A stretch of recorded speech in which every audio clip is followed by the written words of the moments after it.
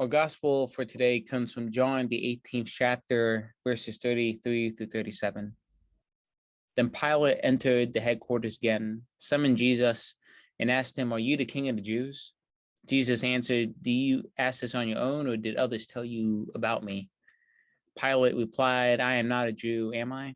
Your own nation and chief priests have handed you over to me. What have you done?" Jesus answered, "My kingdom is not from this world. If my kingdom were from this world, my followers would be fighting to keep me from being handed over to the Jews. But as it is, my kingdom is not from here." Pilate asked him, "So you are a king?" Jesus answered, "You say that I am a king. For this I was born, and for this I came into the world, to testify to the truth. Everyone who belongs to the truth listens to my voice." The gospel of the Lord. Grace and peace to you from God above. Amen. Now, I don't think it's a stretch to say, and we can even call it a cliche at this point in our lives on November 21st, 2021, to say that we live in a post-truth era. I don't think we have to dig too deep to find headlines that affirm that grim reality, whether we're talking about politics, climate change, the COVID-19 pandemic, etc. If we do a quick Google search like I did before today, we'll probably find some zingers. Some that I found were the death of the world, death of the truth, the assault on truth, notes on falsehood, and one of my favorites, our post-truth world. We are steeped in a culture of blatant lies, sly exaggerations, doctored images, wild conspiracy theories, and if you wanted to use the overused word, but very apt, fake news. Objective facts, for all intents and purposes, no longer exist or matter. The true is false, the false is true, and anything can mean anything. So with that as a backdrop, what does this sobering reality have to do with our lectionary today? Well, on this day, we as a church celebrate the reign of Christ, or Christ the King, a liturgical hinge between the long season and the time after Pentecost that we just were in, and the Sunday before the beginning of Advent. Now, historically, on this day, on Christ the King, the focus has been on Christ's reign in the earthly kingdom, in the heavenly kingdom. When it was created in 1925 by Pope Pius XI, and he did this in response to the increasing threat that he saw of the rise of fascist regimes around the world, especially in Nazi Germany. They were lifting up people as all-powerful demigods.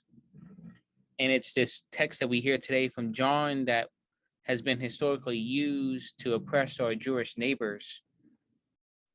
And so knowing this day that we celebrate as Christ the King and the backdrop of what I just claimed as the post-truth era, it begs the question, knowing all that historical background and all that context of our lives today, what is Christ's reign over the church, the world, and our lives right now? What kind of king is Jesus? What does his rule look and feel like? What does it mean to live under his kingship? On this climactic Sunday, this lectionary text that we get is a rather odd one from the Gospel of John. Because do we really see Jesus in his kingly glory, transfigured and dazzling on a mountaintop? Do we watch Jesus rise from the waters of baptism with heaven thundering in his ears? Do we witness one of his more spectacular miracles that we have seen time and time again? No. Our King does not appear in any of those majestic guises. Instead, the Gospel of John offers us a picture of Jesus at his physical worst and emotional worst. Arrested, disheveled, harassed, hungry, abandoned, sleep-deprived, and standing before a notoriously cruel Pontius Pilate for questioning. And I think I can say this, if we were going to write Jesus into a kingly scene, this would not be probably the one that we would write. But here's the astonishing reality of this. If there is any story about Jesus that can smack all the smugness out of us, all the arrogance, all the gleefulness, all scorn, surely it must be this story. For in this week, our king is arrested, is falsely accused as a criminal. He's a dead man walking. His chosen path to glory is humility, surrendering, brokenness, and loss. But what does any of this have to do with our current crisis of truth and untruth that I just claimed not that long ago? Consider the exchange that we hear from Jesus and Pilate. Are you a king? Pilate asked Jesus repeatedly over and over again, annoyed perhaps that a peasant of Jesus's form and stature is taking up his valuable time on a tense and busy weekend in the city. You say that I'm a king, Jesus responds, cryptically implying both that Pilate's question is the wrong one and that Pilate's assumptions about power and kingship are irrelevant to all the ways of God.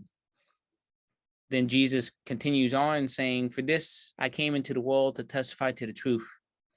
Everyone who belongs to the truth listens to my voice. Then the question comes that Pilate has said and has echoed across the generations that we all have probably heard at one point in our time and going to church and being in the world and reading the Bible, a question to end all questions. What is truth? Well, I don't know if we'll ever know if he asked that question out of contempt or curiosity, hunger or anger, but honestly, it doesn't really matter if Pilate was coming from any of those points. Jesus doesn't respond to this. That is, he doesn't respond with words. He doesn't engage Pilate in a philosophical dialogue or offer the governor a pithy bumper sticker that he could place later on. Instead, he embodies his reply with his whole life. You're looking at it, his silence implies. You're looking at the truth. I am the truth. In other words, truth isn't an instrument, a weapon, or a slogan you can smack on a refrigerator magnet. The truth is Jesus. The life of Jesus, the way of Jesus, the love of Jesus. Jesus himself is truth's most complete and complex embodiment. What does it mean in our post-truth era to worship the King of Truth? What does it mean to belong to the truth in a culture that increasingly denies truth's validity? Perhaps most importantly, how can we bear witness to the embodiment of truth? Complex truth, truth as a story of birth and life and death and resurrection in a world that prefers sound bites, tweets, and clever New York cartoons at times. These are all the questions I think that surround our head, surround our mind as we think about what is truth. So as we reflect on this gospel passage, it seems to me that one of the most urgent tasks facing the church on this Christ the King Sunday is foregoing a robust, urgent, gracious, and trustworthy relationship to the truth. Is forging a robust, urgent, gracious, and trustworthy relationship to the truth, is what I meant to say. For Jesus came to testify to the truth.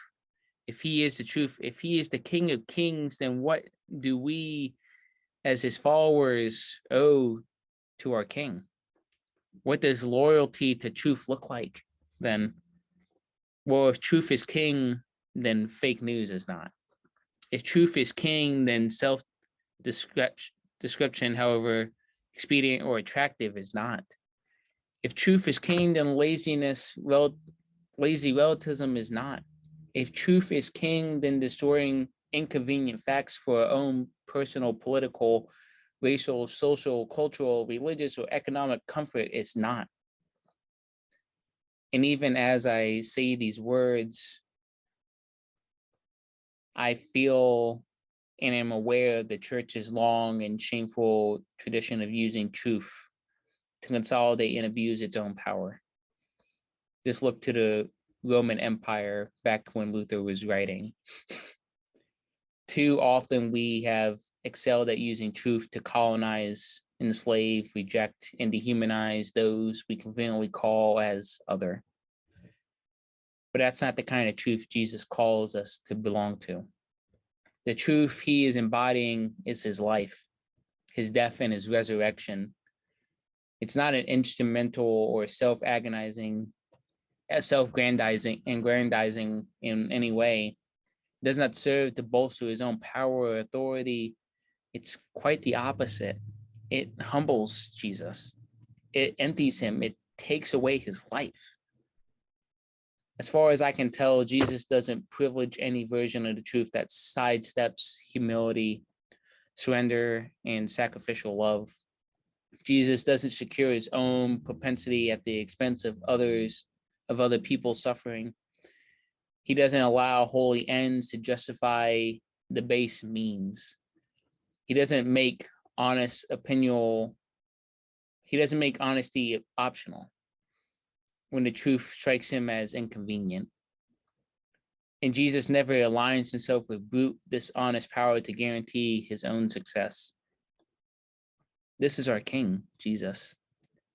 Can we stand for the truth as he does? Can we belong to the truth as he does?